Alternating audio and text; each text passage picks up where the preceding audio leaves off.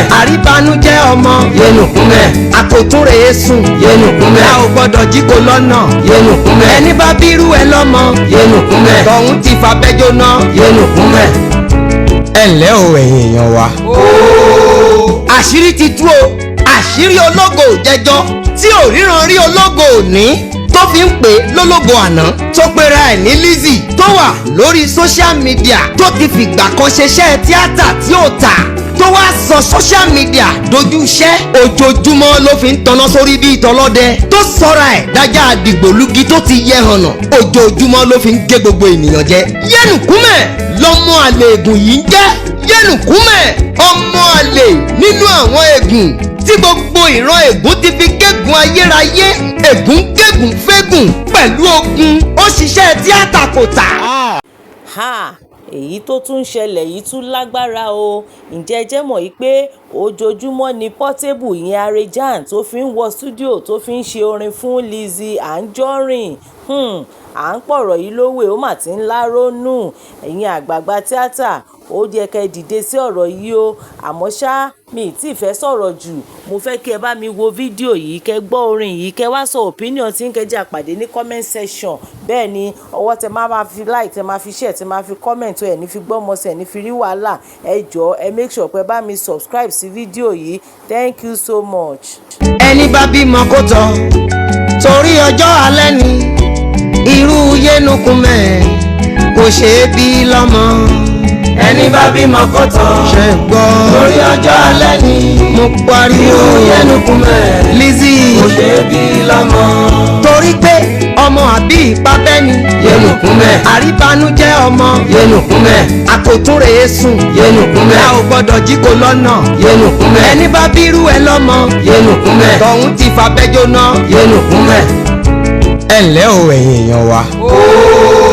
àṣírí ti tú o. àṣírí ológo jẹjọ tí ò ríran rí ológo òní tó fi ń pè lólógo àná tó pera ẹ̀ ní Lizzy tó wà lórí social media tó ti fìgbà kan ṣeṣẹ́ tíátà tí ò tà tó wá sọ social media dojú iṣẹ́ ojoojúmọ́ ló fi ń tanná sórí bí ìtọ́lọ́dẹ tó sọra ẹ̀ dájà àdìgbòlugi tó ti yẹ hànà ojoojúmọ́ ló fi ń gé gbogbo ènìyàn jẹ. yẹnùkúnmẹ̀ lọmọ àlè ègùn yìí ń jẹ́ yẹnùkúnmẹ̀ ọmọ àlè nínú àwọn ègùn tí gbogbo ìran ègún ti fi gégùn ayérayé ègún gégùn fégùn pẹ̀lú ogun ó ṣiṣẹ́ tíátà kò tà ó wá kó àwọn afọ́fúngbẹ́mu bíi tiẹ̀ jọ sórí social media ó wá ń fi wọ́n rúgbó bẹ́ẹ̀ bá ti fẹ́ dá sẹ̀ríà fún ẹ máa fi yẹnùkúnmẹ̀ kún torí pé yẹnùkúnmẹ̀ gangan ló ń jẹ́ ẹ pè é yẹnùkúnmẹ̀. àríbánújẹ́ ọmọ yẹnùkúnmẹ̀. àkótúnrè sùn yẹnùkúnmẹ̀. a ò gbọ́dọ̀ jí kó lọ́nà yẹnùkúnmẹ̀. ẹni bá bírú ẹ lọ́mọ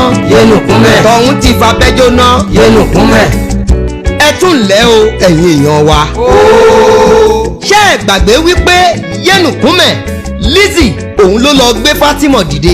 ọmọbìnrin tó ti bímọ fún mi láti bí ọdún mẹ́wàá sẹ́yìn tó gbọ́mọ sá lọ. ó fún un lówó ó kọ́ ọ ní gbogbo irọ́ oríṣiríṣi kó máa sọ gbogbo ohun tí mi ò lálàá rí láti fi gbé ọ̀tá mi lulẹ̀. àwítán wọ́n kọ́ ó sọ wípé mo fẹ́ gba ògo Ọdúnládé Adékọ́lá mo tún fẹ́ gbògo Davido ẹ tún kọ́ ẹni kó sọ wípé mo fẹ́ gbògo Ìyábọ̀ àṣọ lórí burúkú yín mọ̀ wípé Ìyábọ̀ lógo jù yín lọ àwọn olódo ṣùgbọ́n gbogbo ìgbìyànjú wọn pàbó ló ń já sí. yẹnùkúnmẹ̀ tí gbogbo àwọn èèyàn mọ̀ sí Lizzy ìwọ rò wípé ìkà ló ṣe mí ni o tí o sì mọ̀ wípé oore ni torí pé ọmọ tí wọ́n ti gbé sá lọ láti ọdún bíi mẹ́wàá òun ló jẹ́ kí n padà rí. yẹnùkúnmẹ̀ tí gbogbo ènìyàn mọ̀ sí Lizzy ìwọ gangan la bá máa pè ní ògbóǹtarìgì afimúfilẹ̀ bíi tẹlẹ́dẹ̀ ẹ̀gàn ṣó rò pé gbogbo ohun tó ń ṣe yìí lè parẹ́ ni kò lè parẹ́ o gbogbo ẹ̀ làrọ́mọdọ́mọ rẹ̀ máa dáyé bá tí wọ́n á sì máa gbé ẹ ṣépè dẹ̀ǹdẹ̀dẹ̀ǹdẹ̀ lọ́nà ọ̀run ẹ pè é yẹnùkúnmẹ̀. àríbánújẹ́ ọmọ yẹnùkúnmẹ̀. àkótúnrè sùn yẹnùkúnmẹ̀. a ò gbọ́dọ̀ jí kó lọ́nà yẹnùkúnmẹ̀. ẹni bá bírú ẹ lọ́mọ yẹnùkúnmẹ̀. tọ̀hún ti fàbẹ́ jóná yẹnùkúnmẹ̀. wèrè mẹ̀ṣọ́ Lizzy yẹnùkúnmẹ̀ kí ló dé tó o fi ń fojoojúmọ́ gbígi ègún tó o tún wá ń bomi àdánù rẹ yẹnùkúnmẹ̀ ìṣẹ̀dá rẹ kó máa wá gbọ́ o gbogbo èpè tó o ti ń ṣẹ́ pátápátá látọjọ́ tó o ti ń ṣépè títí tó tó fi dòní tèmi kọ́ o tiẹ̀ ló máa jẹ́ o àfi kó o tètè móṣù ká torí pé wọ́n gangan ló forí ara rẹ̀ gbé. yẹnu kúmẹ̀ èmi ò ní gbé ẹsẹ̀ pè torí pé tí n bá gbé ẹsẹ̀ pè ohun tó máa ṣe ẹ́ ó máa kọjá òye rẹ o. ẹni bá gbé mi ṣe pé ìfìrí gbà yóò forí rẹ̀ gbé. ìfìrí gbà àwọn tọ́gẹ̀dẹ̀ bá gbé ìfìrí gbà ara ẹ̀ ló fi ń nà o. ìfìrí gbà òkúta bá sọmọ pẹ́ ìfìrí gbà lọ́pẹ́ ń sọ ọmọ ni. ìfìrí gbà ẹni bá robi sí mi ìfìrí gbà dandan ni kí bí ó bá. ìfìrí gbà ẹni bá sọ pé ń kú ìfìrí gbà á kú lójijì. ìfìrí gbà ẹni bá sọ pé ń wálẹ̀ o ìfìrí gbà nǹkan ló máa jábọ́. ìfìrí gbà ẹni bá robi sí mi o ìfìrí gbà bí kò máa bá wọn o. ìfìrí gbà pé kó dorí elépè ìfìrí gbà n kó dorí elégùn. ìfìrí gbà lẹ́ni bá robi sí mi o ìfìrí gbà bí kò máa bá wọn o. ìfìrí gbà bírí. ìfìrí gbà. ajá àdìgbòlugi kan bẹ lórí social media Lizzy wèrè jọrìn ló ń jẹ́ ìṣe ló ń gbó káyé gbogbo èèyàn ló ń kù jẹ. ẹ ní ṣe oríire bọ̀dá Harejan ẹ ní ṣe oríire kò ní dáa fún yín bọ̀dá Harejan ẹ ní ṣe oríire sà. èèyàn tó ń wo láìpẹ́ wọ́n fẹ́ ṣe yẹ̀yẹ́ ni wọ́n ti rí ẹbí wèrè náà àìmọye ẹni tó sọ fún wa pé Lizzy yẹn ṣẹ́ ni lọ tọ́jú ẹ̀ abọ́sán láyé wa ń dárúkọ tèmi ń sọ kátikàti ń sọ jágbàjàgbà ó wọ́ wèrè ni kí ló fà rè kí ló fà wèrè. Lizzy ìyá rẹ̀ mọ̀ wá o àti ẹ̀gbọ́n pé ń ṣe ni wọ́n lẹ̀ ẹ́ lóko pa lójú pópó tegbòtegbò àdá ìkiná lẹ́sẹ̀ níyà rẹ̀ fi tọ̀run alákejì lọ àtúgbọ́ wípé alùpùpù ni bàbá rẹ̀ ń gùn ó jí wọn lálùpùpù pé ni wọ́n fi lẹ̀ ẹ́ lóko pa ní Ṣàngó. ajá àdìgbòlugi kan bẹ lórí social media Lizzy wèrè jọrìn ló ń jẹ́ ìṣe ló ń gbó káyé gbogbo èèyàn ló ń kù jẹ ó ti dolóko ẹ̀rọ̀nà tó ti sánlé ti pẹ́ ìyá ti bàbá rẹ̀ ni wọ́n wọ̀n lépè bẹ́ẹ̀ bá rí Lizzy tó yọ lókèèrè ẹ fẹ́rẹ́gẹ́ ẹ máa sáré lẹ́lẹ́lẹ́ ẹni tó bá dúró de wèrè bó bá rẹ̀rìn sí ẹ lówùúrọ̀ á gé ẹ̀jẹ̀ kálẹ̀ ó tó lẹ́ ènìyàn tó ń tẹ aṣọ ara ẹ̀ mọ́lẹ̀ aṣọ ta ni ò ní fàya lẹ́ni tó jẹ́ wípé àwọn tó bí wọn ò jọ́ lójú ìyẹn ló jẹ́ kó máa fìyà oníyà pa mí bì. olú olówó òkè mọ ìyá mi ṣe é fi hàn láwùjọ olórí aláta gbogbo ìpínlẹ̀ Ògùn ó ti lé lọ́dún méje lọ́gọ́rin 87 years ó sì tún ṣe yémúyémú ó ṣe é fi hàn láwùjọ Lizzy fìyà rẹ̀ wọ̀n wá ìwọ tó ìdí ìpẹ́ 50 years lára rẹ̀ sì ti hun jọ tó ti darúgbó tó tún wá ń wò lẹ́kúlẹ́kú bí iná fìlà ó lé lọ fi mú fílẹ̀ o gbogbo aláta ìpínlẹ̀ Ògùn ló fi ìyá mi jọ lórí wọn gbogbo abiyamọ tá a bá sì pè ní jẹ́ fún òpè ìyá mi lájẹ́ ìyẹn ò jẹ́ nǹkankan Lizzy ìyá rẹ̀ wọ̀n wá o àti ẹ̀gbọ́n pé ń ṣe ni wọ́n lẹ̀ ẹ́ lóko pa lójú pópó tegbòtegbò àdá ìkiná lẹ́sẹ̀ níyà rẹ̀ fi tọ̀run alákejì lọ àtúgbọ́ wípé alùpùpù ni bàbá rẹ̀ ń gùn ó jí wọn lálùpùpù pé ni wọ́n fi lẹ̀ ẹ́ lóko pa ní Ṣàngó àti lọ yẹ̀wé ìtàn wò ayé ẹ má bú Lizzy mọ́ o ilé ló ti gbádé o lè wá ilé ló ti gbẹ́wò o lè wọ̀ ìyá rẹ̀ o lè bàbá rẹ̀ o lè ìyẹn ló fà á tóun náà fi lọ jí góòlù nídùúmọ̀tà lọ́jọ́ sí ayé ti pẹ́lẹ́ lórí tí wọ́n fi ṣẹ̀sìn ọ̀sán gangan olórí burúkú wa daṣọ gbogbo bí ẹni tó ní kòrónà Lizzy wèrè jọrìn gbogbo obìnrin ló ń wọ mínísíkẹ́ẹ̀tì ìwọ náà tiẹ̀ wọ mínísíkẹ́ẹ̀tì káwọ bẹ́sẹ̀ ẹ ṣe rí ẹlẹ́sẹ̀ bí ẹsẹ̀ ẹyẹ olóńgbò káwíkáfọ̀ oníyàwó mi aṣẹ́wó ọlọ́mọ tó ń bímọ Harejan ló wà lọ́ọ̀dẹ̀ mi àkúkú ní máa wọ wèrè kó sùnkú ìyá ẹ̀ jẹ́ ńlá ṣe ń ké tantan tá ń bá wọ kẹ́yìn ajá rẹ̀ gbogbo kẹ́ ẹ lè fà á létí ẹ̀yìn òkú ọdún mẹ́jọ kúrò lálejò sàárè àti mọ Lizzy ní wèrè tipẹ́tipẹ́ ó lè dẹ́kun à ń bú gíjẹ ńlá ṣe ń ké tantan pé kẹ́yìn ajá tó ní kẹ́ ẹ lè fà á létí ẹ̀yìn ẹ jẹ́ ká ti fi ìṣáná kí èso ògùn sẹ́ni tó lọ́kọ rẹ̀ ńlé a máa bú ọkọ lọ́kọ sẹ́ni tó rẹ́ni bí a máa bú òbí olóbì àgbẹ̀ni tó bímọ rẹ̀ a máa pẹ́ nìkan ládàn tó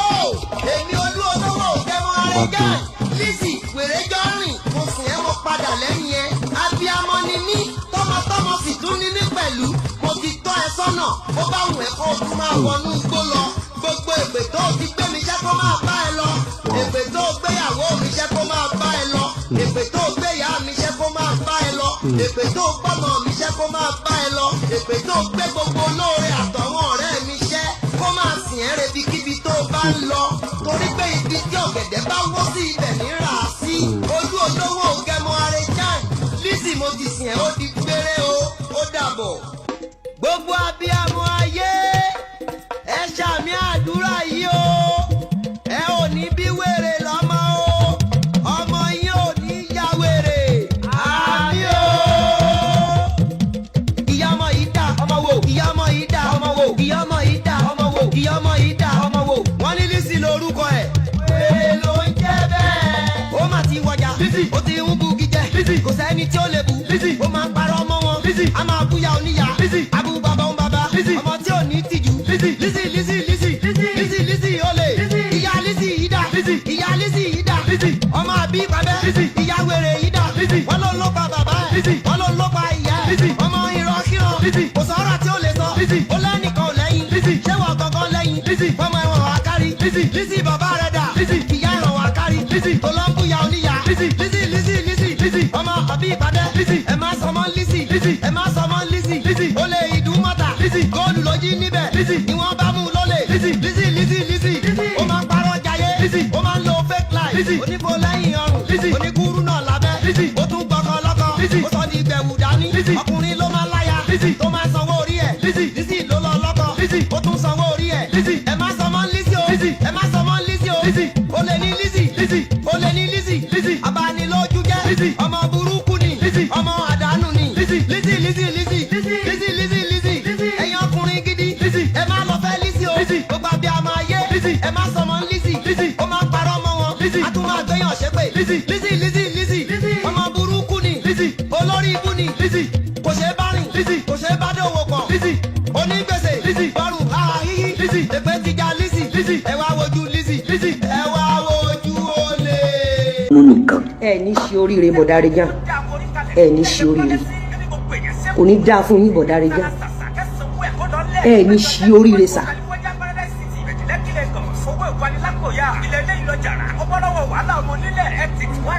kí Ìyábọ̀ má wá fún mi ìwà tí Ìyábọ̀ Òjó wù yẹn mo máa yé tiẹ̀ o Yorùbá ní ẹni tó lójúlójú ń tì ìwọ náà máa bánú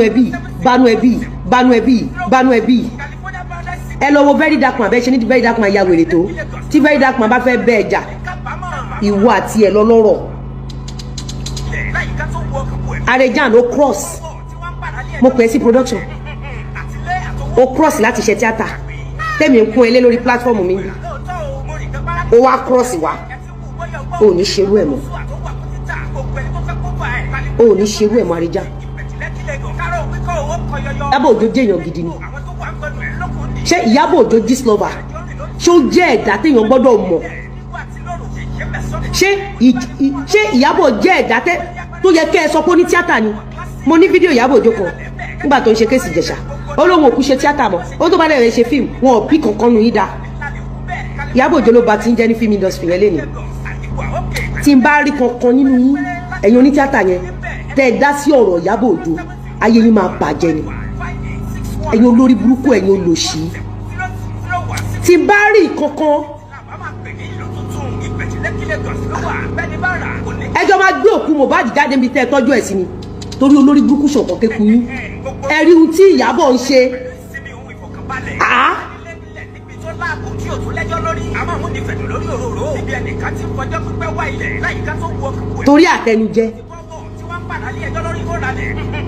torí àtẹnujẹ tí kọ́nu yín bá ti gbowó ẹ wá bọ́ síta ẹ kí ẹ nípa àwọn tó ń pa ẹ kí ẹ nípa àwọn tó ń rán lẹ́wọ̀n nítorí àtẹnujẹ torí iṣẹ́ ọwọ́ yín ti tàn yín jẹ. ó gbọ́ mo ń gbọ́. nítorí pé ìwọ Ìyábọ̀ bínú nìkan. ẹ ní ṣe oríire bọ̀dá Harejan. ẹni tó sọkò sórùlé ó fẹ́ gbóhùn onílé ni Lizzy Anjorin mo rí lẹ́tà tó kọ ránṣẹ́ lẹ́tà fídíò tó kọ ránṣẹ́ mo rí dáadáa ó kú ohun ó gbọ́ ṣùgbọ́n bí tí máa ti bẹ̀rẹ̀ fún wọ Lizzy ni wípé alákọ̀ọ́kọ́ ẹ̀jẹ̀ gbígbóná nìkan ló ń da ẹ̀ láàmú kì í ṣe wípé bóyá problem ẹ pọ̀ àmọ́ ó lẹ́jẹ̀ gbígbóná. Ìdí ni wípé fídíò tí mo ṣe fún àlàáfíà láàárín gbogbo ẹni tí rògbòdìyàn kàn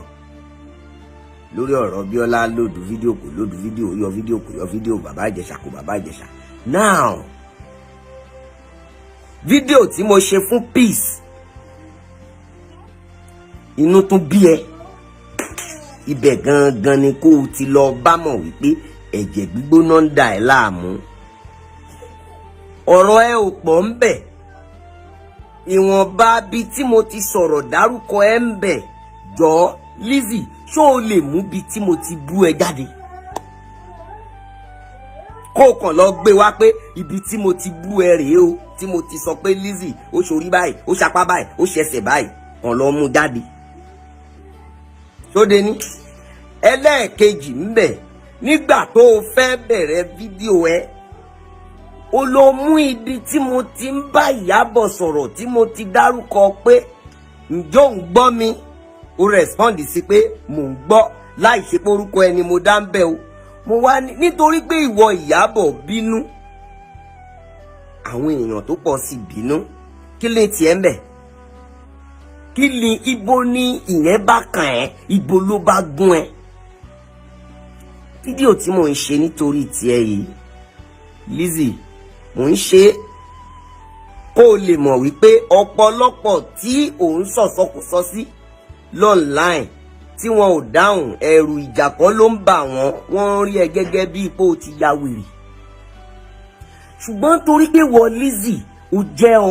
ọmọ ló jẹ́ lọ́wọ́ mi Lizzy, odò ní ẹ tó fẹ́ gbàgbé orísun, odò tó bá gbàgbé orísun máa ń gbẹ ní Lizzy. Mo pẹ̀lú àwọn tó ń wò níwájú nígbà tó dé, àwọn tó fẹ́ kó mọ̀ ẹ́,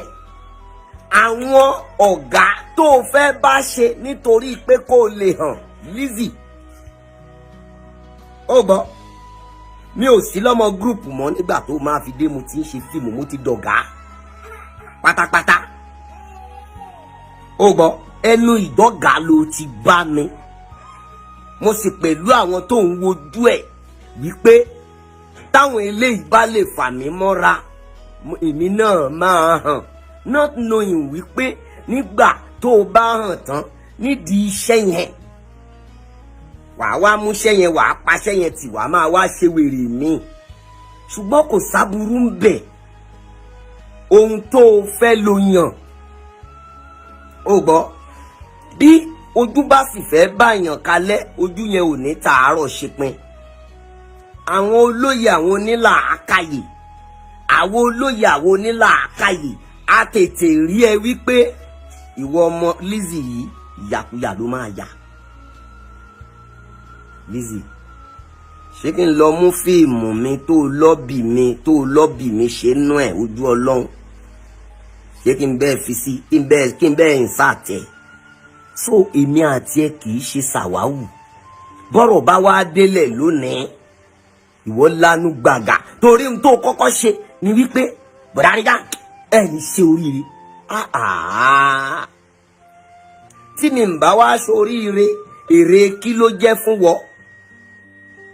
Kí ni oríire tèmi, kí ló dí lọ́wọ́ nínú ìgbésí ayé ẹ? Tó o ti rí pé rubbish ló ń ṣe, jágajàga ló ń ṣe. Ọ̀dọ̀ mi kọ́ ló ti gba fọ́ọ̀mù tíátà. Ọ̀dọ̀ ọ̀gá, ẹni tó gba fọ́ọ̀mù tíátà lọ́wọ́ ẹ̀ tún jẹ́ ọ̀gá sí àwa, ọ̀gá pátápátá pàápàá. Ọ̀dọ̀ Samael ló ti gba fọ́ọ̀mù tíátà, níbi tí àwọn ọ̀gá tó jọ̀gá fún ẹ tán tún pọ̀ ń bẹ̀. Ṣùgbọ́n nígbà tó ń wọlé káàkiri tó orílẹ̀ nílùú Abẹ́òkúta, mo pẹ̀lú àwọn tó lérò pé o ní láti sábà tó o bá fẹ́ hàn. Bẹ́ẹ̀ni, mo pẹ̀lú àwọn tó o mọ̀ wípé o ní láti sábà tó o bá fẹ́ hàn. Àwa kọ́ la máa jẹ́ kó o hàn, ṣùgbọ́n torí pé o mọ̀ wípé iṣẹ́ yẹn ti yé wa. Then lábẹ́ bó ṣe lè wù kó rí, iwájú la wà. Lábẹ́ bó ṣe lè wù kó rí, àwa là ń ṣiṣẹ́ yẹn. Ẹ jọ̀ọ́, kí ló bá máa wá sọ online ní ìsìn tó fi máa wá dẹni tó máa sọ pé bọ̀dá Harejan ẹni ṣe oríire jọ ṣọmọṣẹ́ Ọlọ́run ni ẹni ìwọ ló máa sọ bóyá máa ṣoríire bóyá ní ṣoríire bí ewúrẹ́ bá wá bójú ẹ̀yìn ó máa fèpè félépè. Lizzy èyí tó wí yẹn tiẹ̀ ni mo dá padà fún ẹ. Gbogbo ẹrù tó dì ilẹ̀ ìwọ ló máa gbé. Gbogbo ohun tí ò dáa tó sọ sí mi tiẹ̀ ni. Actually mo rí wípé kì í ṣe pé o mọ ohun tó ń sọ o kàn fẹ́ tó gbọ́ wẹ́wẹ́ nìkan. Kódà fídíò tí mò ń ṣe yìí mò ń ṣe kì í ṣe pé mo rẹ́dì láti máa bẹ exchange wall pé kájọ máa rojọ́ kí wọ́n sọ kí ni sọ eléyìí kí n kàn fi sọ fún ẹ pé kó o panu mọ́ ń bẹ̀ tó o bá panu mọ́ màá bí àwọn èèyàn ṣe máa àwọn èèyàn ti mọ̀ pé o mọ ohun tó ń ṣe wọ́n á tún wá mọ̀ sí wípé o ò tún mọ ohun tó ń ṣe.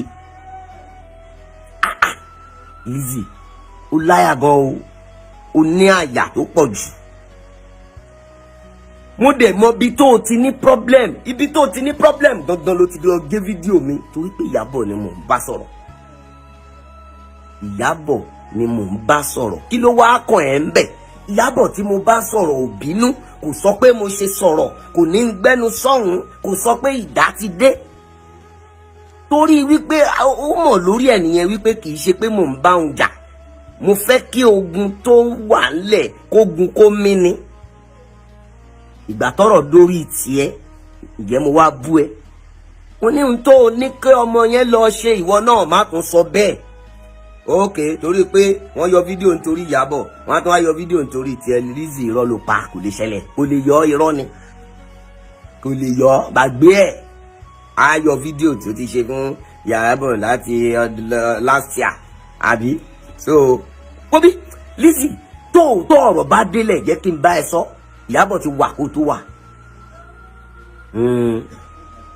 mi mẹ́ni tó jù lọ́jọ́ orí nínú yín àmọ́ Ìyábọ̀ ti wà kó tó wà. Ìyábọ̀ ó ti wà kó tó wà.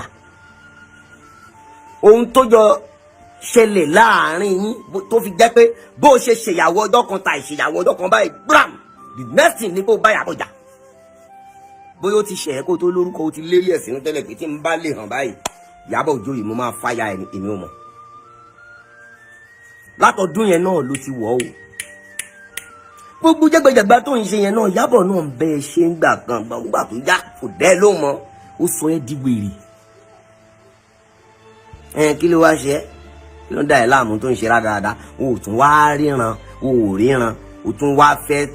bá èèyàn o fẹ́ tákùlé èèyàn ó wá jẹ́ èmi kára pa bàtà kó pa jọmọjọmọ etí ẹ̀ Lizzy kí ara pa bàtà kó pa jọmọjọmọ etí ẹ̀ ẹnu ẹ jabajaba ẹnu wo ló ní tó fi ń sọ̀rọ̀ tó rò pé o lè fi mí ṣe àdáadáa tó ń ṣe ní online. Lizzy ìgbà tó ti di pé o ṣèyàwó ọjọ́ kan tó hàn àwa la jókòó nígbà tí a máa sí àlásàrí máa sọ pé ìyàwó ọjọ́ kan tí mo fẹ́ ṣe yìí Lizzy ni mo fẹ́ lò torí Lizzy ló máa ń pè ẹ́. Lizzy ṣọ̀tẹ̀ pé ò ní ṣe. Ibi tó ti kọ́kọ́ bẹ̀rẹ̀ lẹ́yìn ìyàwó ọjọ́ kan ni wípé lẹ́yìn ìgbà yẹn tó ti rí wípé a little fame ti wà fún ẹ the next thing ni wípé tí wọ́n bá ti pè ẹ́ sórí star bá ti pè ẹ́ sórí set jà tí àwọn èèyàn bá ti pè ẹ́ sórí set ìbá àjọmọ ẹrú náà ni kó o wá ṣe o fẹ́ wọṣọ tó fine ibi táwọn ti bẹ̀rẹ̀ sí drop ẹni yẹn àti rí wípé ìpolówó ló fẹ́ ṣe ìbá àjẹwèrè ló fẹ́ ṣe tá a sọ pé wèrè tó ń kápẹ̀ rẹ̀ kọ́rùn ni o fẹ́ wọṣọ tó fine o fẹ́ tọ́jú o fẹ́ tọ́mú o fẹ́ look good ṣé bẹ́ẹ̀ ni wọ́n ṣe ń interpret ro Lizzy bó ṣe bẹ̀rẹ̀ wẹ́rẹ́wẹ́rẹ́ nìyẹn Abẹ́òkúta yìí ló ń lò sí lọ sí Ìjẹ̀bú yín tó ń lọ tó ń bọ̀ kí ló ṣe àwọjọ́ kan sí ni fram ó dé kó no problem ibi tó bá wọn mọ lọmọ ń gbé ṣùgbọ́n títí ẹ kì í ṣe pé ibi tó wọn mọ lọmọ ń gbé òun sáré kiri fúnra ara ẹni. Mo ń sọ àwọn tí mò ń sọ yìí so that people will know pé mo mọ̀ ẹ́ dáadáa ọmọ ló jẹ́ sí mi ó kéré lẹ́ni tó lè wá bọ́ online kó o máa ní bàdá Harejan orí ti dà bàdá Harejan ẹ jẹ gbẹ orí ẹ ti bàjẹ́ pẹ̀lú èdè tó pẹ́ sí nìyẹn owó wèrè ni Lizzy orí ẹ dààmú ni orí ẹ̀ dàrú ni ìwọ actor tó di blogger ó yí lórí ni ṣé o mọ tó ń ṣe mọ́ ni tó bá tó wá di blogger tó jẹ́ pé ok fídíò tó bá ti ṣe bó bá ṣe lọ sí ló máa ṣe ró lórí Facebook ló máa ṣe ró kí àyẹ̀ wá ní kó máa wá sínwìn ṣé mi wá pẹ̀lẹ́ ní tó wọ́rọ̀ rẹ̀ o máa dẹ́rùbà o gbàṣẹ dání o gbé òfùgùn dání o ṣe oṣù mọ̀ o máa láyà o ṣẹnu jábàjàbà lóríṣiríṣi gbogbo jágbàjàbà ló sọ tó bá jẹ́ wípé bí mo ṣe bá Ìyábọ̀ sọ̀rọ̀ gẹ́gẹ́ bí ọmọlúàbí ló ń bí ẹnu máa bá sọ̀rọ̀ bí ọmọlúàbí o tó bá jẹ́ pé bí mo ṣe bá Ìyábọ̀ sọ̀rọ̀ pẹ̀lú àpọ́nlé ló ń bí ẹnu máa bá sọ̀rọ̀ bẹ́ẹ̀ kì í ṣe kí Ìyábọ̀ fẹ́ náà ni gbogbo yín ọmọ lẹ́yìn mi lẹ ṣì jẹ́ kò dẹ̀ sí tó tó mi lọ́jọ́ orí inú yín tó kí mo fẹ́ bẹ̀rù lára yín bẹ́ẹ̀ ṣe ń fò kiri dẹ́yìn ṣe jágbàjàgbà jọ èwo ni mo wá bá rí pé jọ ebi ń pa ní mi ò tí ì jẹun ṣé mo ti pè é rí kó wá fún mi lówó ni àbíbáwo kí wàá ní ó lè fa gbogbo jákujàku tó ń ṣe yẹn now bí o ò bá jáwọ́ òdodo kan ṣe tí mo fẹ́ sọ fún ẹ nìyẹn o ìwà àti Ìyábọ̀ lè má single town ṣùgbọ́n lọ jáwọ́ nínú wípé o fẹ́ jẹ́ kán rí wípé ọgbọọgba lẹ́jọ́ wà ẹ̀ sí lọ́gbọọgba o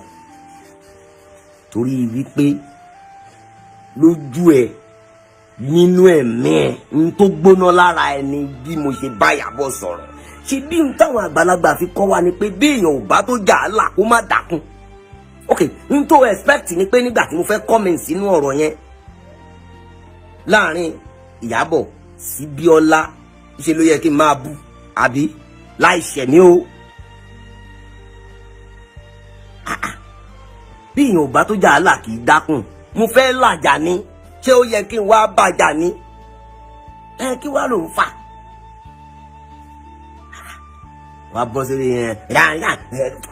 ní ṣe oríire Lizzy ẹrù àìní ṣe oríire yẹn fúnra ẹ ló máa gbé èmi dẹ̀ kúrò láwọn tó lè máa dẹ́rù bà bóyá òun mi ṣàwòrò òun ṣe gbogbo ẹ̀ ó mọ̀ náà Lizzy you know me now ṣebí you know me Lizzy mo ti fẹ́ fọ́ ẹ lórí ríṣẹ́ òrántí ṣá òrántí pé mo ti fẹ́ fi igi fọ́ orí ẹ rí wọ́n mú ẹ sá lọ ní now tó gbàgbé ni lọ́jọ́ tí o sọ wípé ọmọ kan ń dárúkọ ẹ yá tó ní ọmọ kan ń pè ẹ lórúkọ torí pé ó pè ẹ lórúkọ tó dẹ̀ jẹ́ pàǹtí ló yẹ kó máa pè ẹ o wá lọ kó àwọn bọ́ìsì kan wá àwọn yẹn wá bá ọmọ ní location wọ́n wá ń bí ọmọ pé ìwọ nìkan ẹgbẹ́ ìjọ́nìkẹ́ nìkan ṣé bí ọ̀rọ̀ yẹn ni mo gbọ́ tí mo dẹ̀ rí ẹ ní gbangba location kan tí mo ní Lizzy kílé tó fi sọ pé káwọn kan wá bá lágbájá tó fẹ́ máa bá mi sọ ó ṣe dúró ń gbà mo yọ gbóngbó ó ṣe dúró then lọ́dún tó ti pẹ́ ni mo ń sọ yìí so tó o bá ti wá padà di pé ṣé ọ̀rọ̀ tó ń sọ lórí Facebook lórí gbogbo ẹ̀ lójoojúmọ́ yẹn wọ́n sọ fún yẹn páwa ò lè sọ àwa náà ń sọ a kàn ní sọ jágbàjàgbà tí wọ́n sọ ni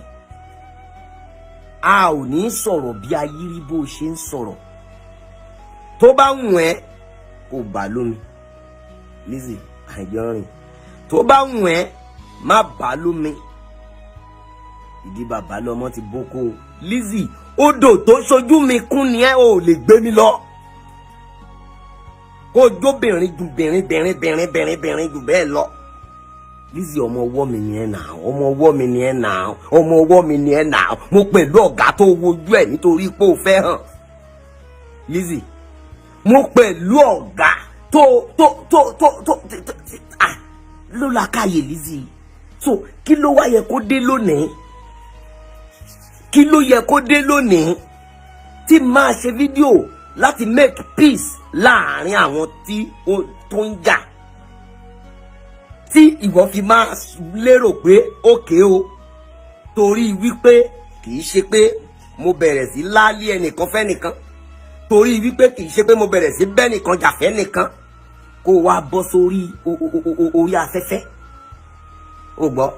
kó máa wá ṣe ẹnu jágbàjàgbà sí mi wọ́n ló máa turun abẹ́ dáàdì ẹ̀ ó ti yà wèrè oníṣì fọlọ́nbúra ó ti rán mad ó yá wèrè débi wípé wàá tún mú ẹnu jábàjábà gbogbo ẹyọ ní tíátà yẹn gbogbo àwọn gidi kan gbogbo yín kàtìkàtì ló ṣà ń sọ ṣebí you know Lizzy, you know me now. Èmi á sọ òdodo tí n bá wá sọ òdodo tó sọ pé inú ń bí ẹ pop of títí ẹ nìyẹn. Báwo ni màá ṣe fídíò tí kìí ṣe pé mo bú ẹ ń bẹ̀ a dẹ̀ dúpẹ́ pé lẹ́yìn fídíò yẹn àwọn ọkàn tó máa touch fídíò yẹn touch àwọn ọkàn tó fẹ́ touch. Bóyá Ìyábọ̀ ti wo bóyá kò wo mi mọ̀ ṣùgbọ́n mo nígbàgbọ́ pé àwọn èèyàn á ti tara fídíò yẹn bá sọ̀rọ̀ láti sùúrù la máa ní kó ní. So bẹ́ẹ̀ ni mi ò sọ àwọn ibi tí tó yẹ kí Ìyábọ̀ wò pé ṣé Harejan fẹ́ máa tápù mi ni ṣé bẹ́ẹ̀ ni mi sọ torí àwọn òdodo pọ̀ ń bẹ̀ ibi tó dodo bá ti wà àwọn ọ̀rọ̀ kan lè fẹ́ jọ bí ìgbà tó jẹ́ pé ṣé ó ń ta sí mi ni kò ṣe bẹ́ẹ̀ náà kò ṣe bí títí ẹ̀ tó ṣe bó ṣe ni ọ̀rọ̀ tiẹ̀ dẹ̀ rí mo kọjá ń bẹ̀ ni kó o lè jáwọ́ nínú bó ṣe múra kankan tó ń gbé ọmọ lọ́mọ ṣépè tó wá ń parọ́ ńláńláńláńláńláńlá mọ́. Ibo lè o ti rí wípé òkè ó ní ọkọ òun ó ń bá ẹni tó bá ń ṣe ṣéógèsì ó ń bá sùn ṣe bí rọ́ ló ń pa ara bú ni òra yẹn wá bú ni kó a ò gbọ́ rí. Ṣùgbọ́n nítorí pé o fẹ́ sọ̀rọ̀ jágbajàgba tó máa ń sọ tí kì í nítumọ̀ o lọ mú yẹn wá. Tí o lẹ́yìn ẹ̀ ò lè dánmọ́ ibo ló ti rí ìtóbi ó gọ̀ ṣé ìtóbi yẹn ìwọ ló fún. Ṣẹ́rú ẹni tó ń pè lágàn nìyẹn torí ẹ bá pé ó mẹ́ni tó ń pè lágàn ni. Ok o lè gbé fúnra rẹ̀ àbí ṣe bí ọ̀nà míì sì wà tí wọ́n lè fi bá gbé wọ́n dẹ̀ bá gbé kí ni big deal. Lizzy ìwọ gangan ti bí ìṣáná kíyèsí oògùn kó o tó dé ń jọ́ sí olóòbímọ obìnrin kan àbí ok lẹ́yìn ìgbà tó wá ní olóòmárì yìí olóòbímọ sọ ẹni tó rí píṣọ ọmọ yẹn rí sọ ẹni tó rí fídíò ọmọ yẹn rí ìwọ tí èébú pọ̀ lára ẹ ṣàbàgọ́ tó ń bú àwọn èèyàn. Lizzy èmi tó fẹ́ wá fi ta yín yìí àbùkù ló máa kan ó àbùkù ẹlẹ́yọ̀rọ̀ màá gbó ẹ jágbàjàgbà wàá bọ́ sọ́n láì wù ṣépè gbogbo èpè tó ṣe orí ẹ ló máa fi gbé o lágbára lọ́dọ̀ Ọlọ́run ọlá agbára tó ń ṣílẹ̀kùn ọjọ́ tó ń tì í nígbà tí mi gbé ẹ ṣépè kí ló ń gbé mi ṣépè sí bẹ́ẹ̀ náà níjà ẹ ní sóríire Lizzy wàá gbé lágbára lọ́dọ̀ Ọlọ́run ó máa gbé àìní gbé o ṣẹlẹ̀ òun ṣe wọ́n ràn gbogbo èèyàn ń wò ẹ́ wọ́n bẹ̀rù ẹni tó ń wò kó ti ya wèrè náà ṣe ń wò ẹ́ ibi tó o ti gba fọ́ọ̀mù tíátà sọ ẹni tó ń gbádùn ẹ̀ ń bẹ̀ sọ ẹni tí ẹjọ́ ní good rapport sọ bó ṣe ti wá rí wá pọ́n wọn lé kò sí èyí tó ń sá fún ẹ̀gbọ́n pàápàá pé òun ṣe ọmọ táwọn lè sún mọ́ wọ́n fẹ́ràn ẹ̀ náà mo mọ̀ èyí tó fẹ́ràn ẹ̀ bí ojú nínú àwọn ọ̀gá tẹ́jọ wà nínú ọ́fíìsì kan náà ṣàpọ̀nlé tó tọ́ sí wọn ṣóun fún wọn ṣé ìgbà mélòó lẹ́tà ló lè bá sọ̀rọ̀ ẹ tó máa sọ pé ẹ má bínú sí ọmọ mi ni no wọ́n ti yọwọ́ wọn kúrò lára ẹ̀. Lizzy má ṣe bẹ́ẹ̀ mọ́ o má fi mí ta yín o tó fẹ́ fi mí ta yín ni ó máa bu ẹ lọ́wọ́ á bu ẹ lọ́wọ́ á mú ẹ lómi á bu ẹ lọ́wọ́ á mú ẹ lómi á mú ẹ lómi kí ni ṣe é tó o bá fẹ́ fèèyàn ta yín tó o fẹ́ fi pawó online má fi mí sí ṣé mi wá pẹ̀lú àwọn tó máa bẹ̀rù ẹni wàá gbó o mọ̀ mí náà kí ló fẹ́ sọ kí ló ní lẹ́nu kọ̀ọ̀sán tó ní lẹ́nu tó lè tọ́ ṣe ni gbogbo àwọn ajá yín tẹ̀dẹ̀ máa ń kó sọ̀nù láyìn kan máa lọ kọ bad comment kan máa bú wọn ní orí tí wọ́n rò yìí kò ń tọ́ṣì mí ní kankan ṣe pẹ̀lú ẹ̀ Ọlọ́run tó dé mi wá sáyé ni mo lọ́rọ̀ pẹ̀lú ẹ̀ gbogbo àwọn àgbààgbà nídìí iṣẹ́ yẹn wọ́n ń wò ẹ́ wọ́n ń wò ẹ́ ẹlẹ́dàá gbogbo wọn sì máa bẹ́ jà torí wọn ò pé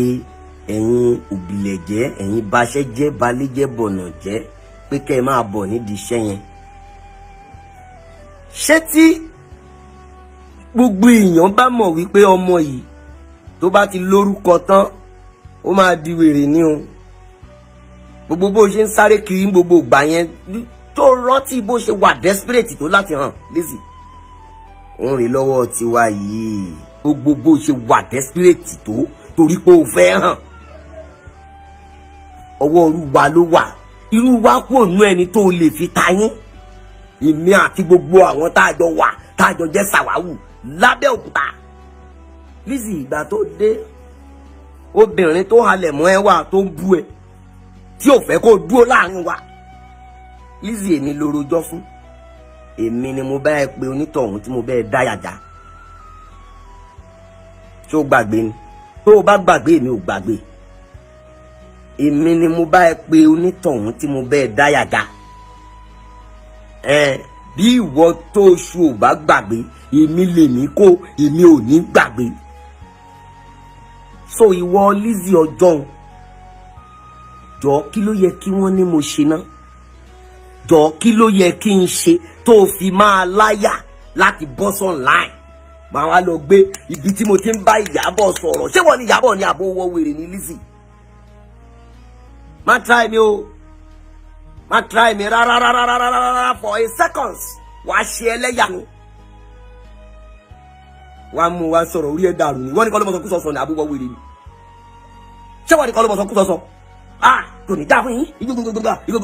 orí ẹ̀ ti dàrú pẹ̀lú oṣù ọ̀rọ̀ tó máa ń sọ jáde lẹ́nu ẹ̀ wọ́n wèrè ni wàá bọ́ sọ́nù láì wàá máa sọ bí wàá máa ṣe orí burúkú wàá ló gbé wàá máa ṣe bí wèrè wàá mú ní wàá máa fa pàṣẹ wàá máa lò lọ olúgbòhùn kìnìkan àwọn àtàwọn sábà wù ẹ́ orí ẹ̀ dàrú ni ṣé wọ́n wèrè ni ṣé fake life tí gbogbo yín lò káàkiri orí mi bẹ̀rẹ̀ ni ohun tí mi ní mi ò ní sọ pé mo ní mo ṣàmọ̀ pé mo ń jẹun wá ló fa orí burúkú kí ló fa orí burúkú kí ló fa wèrè iṣẹ́ tá à ń ṣe àwọn kan ti ṣe látàyè báyé ó mọ iye ẹni tó ti lọ tó ti kọjá lọ ó mọ iye ẹni tó ti kọjá lọ dé tó wá sọra ẹ̀ di bí ìgbà tó jẹ́ wípé ilé ayé òun gan àwa lọ ni tó kí ló dé kí lè ṣẹlẹ̀ ohun tí máa sọ yìí ó máa bí ẹnu ṣùgbọ́n máa bẹ́ ẹ sọ Ìyábọ̀ tó ń bá tákù kì í ṣẹgbẹ́ ẹranko sọ fáwọn ajá ẹ kàn máa wá kọ bad comment sábẹ́ post ni mi ò ràn ìgúnjà anybody ni ràn iṣẹ́ ẹ̀ ìtẹ́ bá wá kọ yẹn ṣọ́lọ́run ló kọ ni àbí òṣì tẹ́ bá ti wá sọ yẹn ṣọ́lọ́run ló sọ ni ẹ̀ kọ́ àníwèrè Lizzy jọ tó bá fẹ́ dẹ́rù bá èèyàn ṣé mi lé ẹ kó dẹ́rù bá èmi tí mo ti lé ẹ kó lòdìdí ẹ̀yìn èmi tí mo ti tó rí pé ńgbà tí mo lọ yọgi tó yá èmi yẹn ló máa fi tayín náà láì àbúté ẹ fẹ́ ta wàá bọ́ sórí online dáadáa kẹ̀yìn dá mi dáadáa ẹ̀yìn tó yín ó mà gọ̀ ọ́ orí ẹ̀ mà dàrú kẹ́ gbogbo àwọn àgbààgbà eléré tó fi ń ta yín lágbájá rẹ́pìsì ní Cameroon rẹ́pìsì ní ìgbogbo rẹ́pìsì ní àbáyọ̀dà èyí ó dín tí nìkan kìnìkan ó wọ wèrè ni kí ló tó fi jẹ́ pé bí sáìdì tí wọ́n máa ń wà nìyẹn náà ṣé ìgbà tó fẹ́ hàn àmọ́ kó fẹ́ hàn nítorí kó lè padà wá ṣe lòdì sí wa ni so tá a bá wá mọ̀ pé ìhàn tó fẹ́ hàn o kó lè hàn kó lè ṣe lòdì sí wa ló ti fẹ́ hàn ṣé everybody ní dá ẹnu ní àbúrò ẹ̀ dàrú ni mo ní lórí ẹ̀ dàrú ni tó mọ tó ń ṣe ni wọ́n á bọ́ sọ́n láyìn wá ń ṣépè wèrè ó wọ́ wèrè ni orí ẹ̀ dàrú ni mi ò kì í ṣe senior ẹ ọ̀gá ẹ ni mo ṣe ọ̀gá tán orí ẹ̀ dàrú wá bọ́ sọ́n láyìn wá ń sọ Harejan Harejan kò ní dà fún un Harejan ní sóríire ó máa wọ wèrè ó já wèrè gan Lizzy ó já wèrè gidi gan.